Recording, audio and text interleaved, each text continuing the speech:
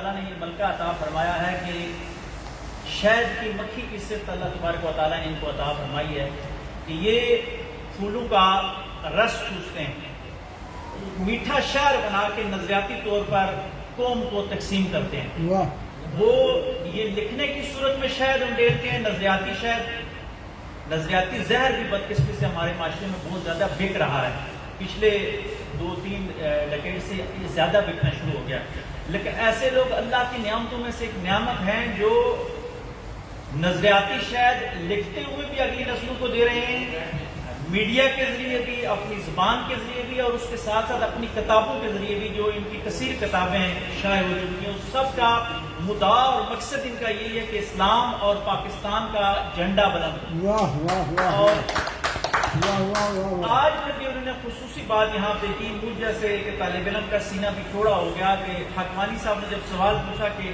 اگلی super power کون بننے جا رہی ہے تو بڑا گہرا جواب تھا۔ میں اکثر کہتا ہوں کہ یار مایوسیوں سے نکلیں، خود اعتمادیوں کی طرف جائیں۔ تو انہوں نے متوقع سپر پاور کا کہا کہ اب کوئی ایک نہیں بنے گا، لیکن پاکستان کا میں سمجھتا ہوں کہ ان کی یہ پیشن گوئی ہے اور یہ انشاءاللہ پوری ہوگی، ہو چکی ہے بلکہ، کہ ہم دنیا میں اس رول پہ آ گئے ہیں کہ سپر پاور جو ان کا خواب تھا، ان کے بڑوں کا خواب تھا، ہم سب کے بڑوں کا، پھر انہوں نے اس کو پروان چڑھایا اور انشاءاللہ ہماری نسلیں وہ دیکھیں گی، اس کو دیکھیں گی انشاءاللہ۔ رہی بات جو بشری کمزوریاں ہوتی ہیں وہ ہر انبیاء کے علاوہ جتنی بھی سلطنتیں ہوتی ہیں ان میں ہوتی ہیں، لیکن 24 گھنٹے ان کا رول ایک نیگیٹو انداز میں پوری قوم کو مایوس کر دینا، مایوسی ملٹی پلائی ہوتی ہے، اور ملٹی پلائی ہوتے ہوتے ہوتے پھر کیا ہوتا ہے کہ قوم میں زوال کا شکار ہو جاتی ہے۔ اسی طرح جو یہ پازیٹیوٹی پھیلا رہے ہیں وہ پازیٹیوٹی بھی ملٹی پلائی ہوتی ہوتی ہماری قوم کو پروان چڑھا رہی ہے انشاءاللہ۔ اور اس کے ساتھ ساتھ ایک اور بات، ان کی موجودگی میں اگر یہ نہ موجود ہو تو تب بھی میں کہوں گا، ایک تو ہم جیسے خوش اعلان لوگ ہوتے ہیں جو خوش عقیدہ ہوتے ہیں کہ پاکستان اور اسلام کی تاریخ جو ہے وہ کرنا اپنا فرض سمجھتے ہیں، ہم ادنا لوگ ہیں، لیکن یہ محقق آدمی ہیں، یہ قوم کی نفس کے اوپر ہاتھ رکھتے ہیں اور پاکستان کی اور اسلام کی خوبیاں تحقیق کے ساتھ بیان کرتے ہیں۔ یعنی جو بات بھی یہ کرتے ہیں وہ جذباتیت میں نہیں ہوتی یا سطحی نہیں ہوتی یا اس وجہ سے نہیں ہوتی کہ یہ پاکستانی ہے یا یہ مسلمان ہے، بلکہ یہ بہت خوب، بہت ڈپتھ کے اندر جا کے بڑی انداز کے ساتھ پیش کرتے ہیں، جس کی وجہ سے میں سمجھتا ہوں کہ غیر مسلم یا غیر پاکستانی جو ہے وہ بھی ان کی باتیں سن کے پاکستان کی طرف کرنے جاتے ہیں۔ میں زیادہ باتیں کروں لیکن وقت کے دامن میں گنجائش نہیں ہے، اور دونوں بزرگ ہستیاں ہیں، آج میں نے ان کے درمیان بیٹھ کے رحمت لوٹی ہے،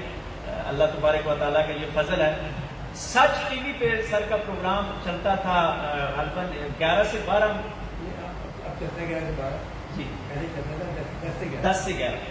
تو یہ واحد جو پروگرام ہوتا تھا، ایک تو سچ ٹی وی کی جو پالیسیاں باقی چینل سے کچھ